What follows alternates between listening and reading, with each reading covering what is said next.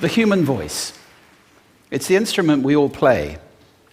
It's the most powerful sound in the world, probably. It's the only one that can start a war or say, I love you. And yet many people have the experience that when they speak, people don't listen to them. Why is that?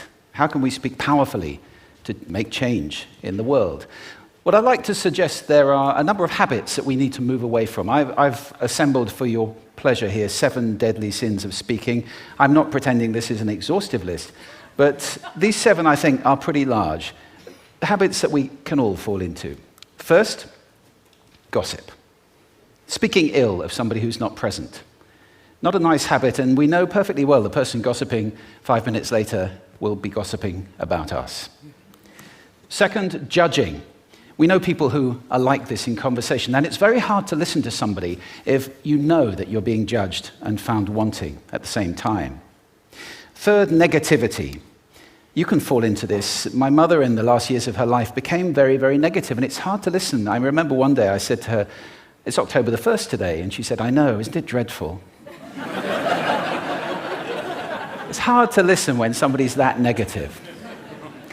And another form of negativity, complaining. Well, this is the national art of the UK. It's our national sport. We complain about the weather, about sport, about politics, about everything. But actually, complaining is viral misery. It's not spreading sunshine and lightness in the world. Excuses. We've all met this guy. Maybe we've all been this guy. Some people have a blame thrower. They just pass it on to everybody else and don't take responsibility for their actions. And again, hard to listen to somebody who's being like that. Penultimate, the 6th of the 7, embroidery, exaggeration. It demeans our language, actually, sometimes. For example, if I see something that really is awesome, what do I call it?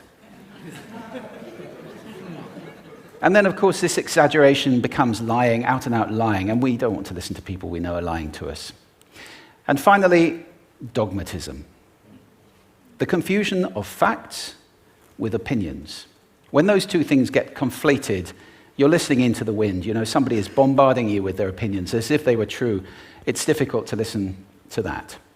So here they are, 7 deadly sins of speaking. These are things I think we need to avoid. But is there a positive way to think about this? Yes, there is.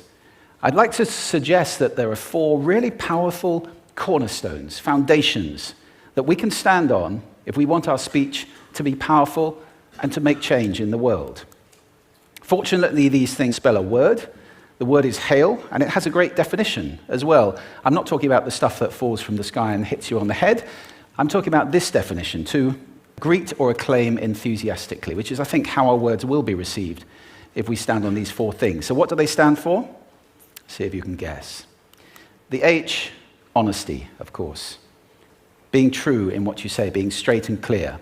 The A is authenticity, just being yourself. A friend of mine described it as standing in your own truth, which I think is a lovely way to put it. The I is integrity, being your word, actually doing what you say, and being somebody people can trust. And the L is love. I don't mean romantic love, but I do mean wishing people well. For 2 reasons. First of all, I think absolute honesty may not be what we want. I mean, my goodness, you look ugly this morning. Perhaps that's not necessary. Tempered with love, of course, honesty is a great thing. But also, if you're really wishing somebody well, it's very hard to judge them at the same time. I'm not even sure you can do those 2 things simultaneously. So hail.